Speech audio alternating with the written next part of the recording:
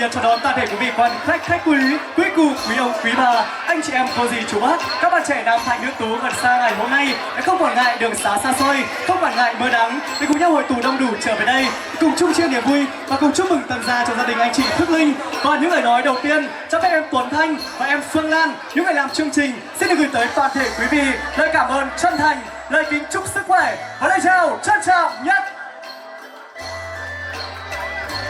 Kính thưa toàn thể quý vị quan khách trân trọng và kính mến.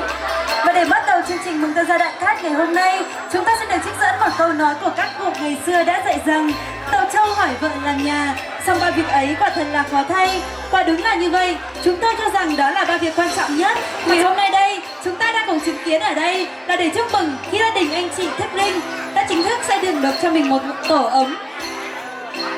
Và ngay lúc này đây, bắt tổ chức không để toàn thể quý vị phải chờ đợi lâu hơn nữa. Xin mời toàn thể quý vị cùng tự nhiên mời cơm mời tiệc và cùng hướng ánh nhìn của mình về nơi cánh cửa hoa hạnh phúc của gia đình ngày hôm nay. Thì cùng đón chào nhân vật chính, đó chính là gia đình anh chị Thức Linh và các con của mình sẽ cùng tay trong tay nở nụ cười rạng rỡ trên môi di chuyển lên sân khấu ngay lúc này. Trân trọng kính mời.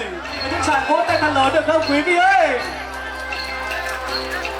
Và ngay lúc này chúng ta đang chứng kiến tân gia chủ của chúng ta đang cùng hợp tay trong tay cùng đại gia đình của mình đến đây lấy đại đàng hoa hạnh phúc của ngày hôm nay để cùng ra mắt cho sự chứng kiến đông đảo của toàn thể quý vị ạ.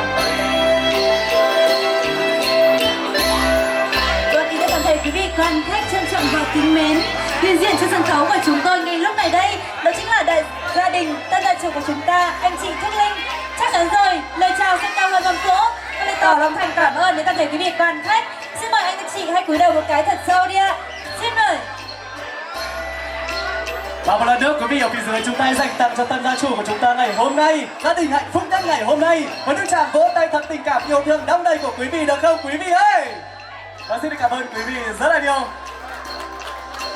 Kính thưa toàn thể quý vị quan khách thân mến, trong cuộc sống của chúng ta, những ngày vui như ngày sinh nhật, ngày lễ Tết thì được diễn ra hàng năm hàng tháng. Còn đối với ngôi nhà của chúng ta thì chỉ có một lần duy nhất thôi quý vị ạ. Ngôi nhà để che nắng che mưa, che chở cả một mái ấm gia đình. Sau bao nhiêu năm tháng chờ đợi mệt mỏi, trong đó có cả mồ hôi công sức và nước mắt, anh chị đã tạo dựng được cho mình một ngôi nhà mới khang trang và sạch đẹp như vậy. Có thể nói rất là nhiều người mơ ước đúng không quý vị ơi? Kính thưa quý vị thân mến, và để trong ngày vui hạnh phúc trọng đại của gia đình ngày hôm nay thì cũng ban tổ chức cũng nhận được những lời từ gia đình sẽ được gửi tới toàn thể quý vị, để ủy quyền cho ban tổ chức được gửi tới toàn thể quý vị bằng đôi lời tiếng Thái để có lời cảm ơn cũng như chúc mừng cũng như là cảm ơn tới diện cao quý của toàn thể quý vị trong buổi trưa ngày hôm nay. Trên tất cả mọi người sớm nọ, sự món lùa bón làng của ban tổ chức qua có chủ trừ xiên rằng hào nhập bá hào nhập bầu thời quán là hết men hết bền. Số mãi số em mẹ pin ông chụp mũ lại cô nó chẳng quảng sảng giao của lùa bón làng cancer đó số mãi số em nữa. Còn cho chị to đồ làm chiếc sào lại chiêng, chiếc này lúc trường bàn phủ trời lì, chiếc này lúc bí thư phủ trời quang, chiếc phủ càng sảng lại bàn mức ứng mất tông. Chiếc số 10 tràng dòng sáng nước cờ mè nang tiền, chiếc số 3 thể hiện tuổi sòng sao sạc sao nọ, sân bón xào huyết rào xào phá ý ai Thức Linh đi qua, cợt mày ló tó mọt trò kiến cho thái, cho nhai bón nở sớ bón lì, xin qua, pì bền hơn có trắng pì bền pết gáy, mày tắt nhọt bắt lường, pì bắt kiểu trúng hầu sòng kín, bằng xếp tổng bằng việt trắng bền cầm nát tổng đi là pò men pì nào ơi.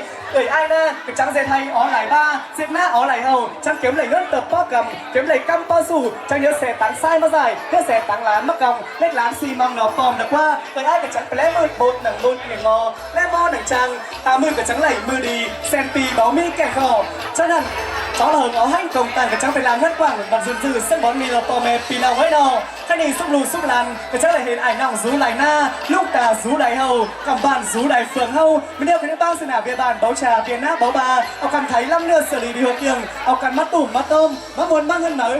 Tôi là lù bản hôm nay, hãy xúc lù xúc làn cho của bạn tổ chức bán quán ba và thứ 6 tháng nạ cho bò Tây Ân, yêu con sỏng chúc chào bạn hãy tích lại pò mè pì nòng hâu và cái lăng chơ hảo hẳn xiềng sờ mặn dưng, cô thê bạn tướng chào bàn, cô thê càng mơ là mất tướng chào hù, cô lên đu tàu họ mất nháo sùng dao, thuê bị bờ xóa để bờ phủ chào bàn, thuê bị làn bó phong cái đu và cái lăng chơ du lì sơn huyền, du xiềng sơn tả bên, du rền sơn na bó, hảo tròn hàn cho bò mới đã pò mè pì nòng hông đó.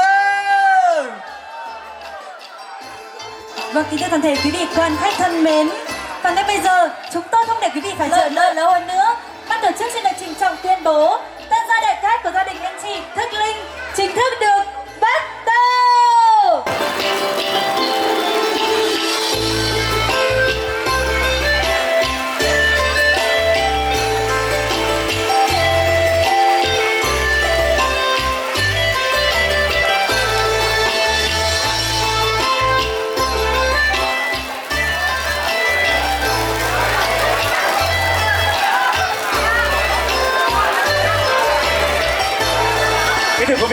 mến, với pháo sáng lung linh và những tràng vỗ tay thật giòn giã của toàn thể quý vị vừa rồi cũng đã báo hiệu cho chúng ta biết được rằng buổi lễ tân gia mừng tân gia đại cát trong gia đình anh chị Thức Linh trong buổi trưa ngày hôm nay đã chính thức được diễn ra.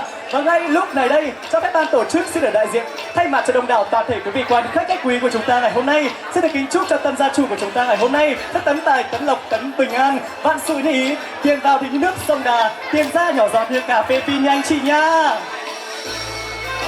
Và kính thưa toàn thể quý vị quan khách trân trọng và kính mến, trong các hành lang làm nhà, anh chị chắc hẳn đã nhận được sự giúp đỡ của những người bạn bè, hàng xóm, người thân trong gia đình.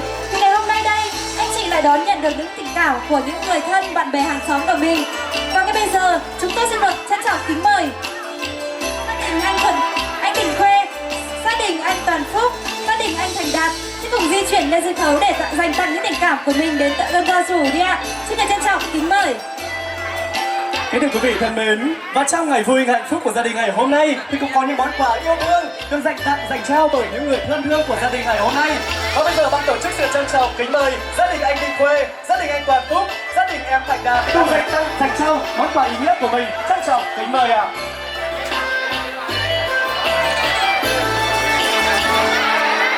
Vâng, kính thưa toàn thể quý vị thân mến, món quà tuy nhỏ nhưng mà sáng tỏ tấm lòng trời cao. Thay cho lời chúc ngọt ngào, chúc cho tân gia chủ của chúng ta sẽ thêm phần tấn tài, tấn lộc. Và ngay lúc này đây xin mời toàn thể quý vị chúng ta sẽ cùng rót ra ly rượu nồng để cùng với đại gia đình của chúng ta, cùng ban tổ chức dô lên tiếng rô thật to để cùng chúc mừng tân gia đại cát trong gia đình chị Thức Linh ngày hôm nay. Trân trọng kính mời tới toàn thể quý vị và quý vị chúng ta phía dưới chúng ta đã sẵn sàng để dô lên tiếng rô thật to để cùng chúc mừng tân gia đại cát trong gia đình anh chị Thức Linh ngày hôm nay chưa quý vị ơi? Quý vị chúng ta đã sẵn sàng rô tiếng rô thật to chưa? Tí đồng không ơi? Lấy khẩu lấy lẩu mến đâu á? Và ngay lúc này đây xin mời đại gia đình của chúng ta sẽ nâng lên những ly rượu nồng. Và ngay lúc này đây ban tổ chức xin phép được làm cầu nối nha quý vị nha. Quý vị ơi, quý vị đã sẵn sàng chưa? Vị nào ơi? 1, 2, 3. Dâu! 2, 3. Dâu! 2, 3. Chúc mừng tân gia đại cát! Xin mời. Hảo hỏi với đất bà mẹ Phi Đồng nha.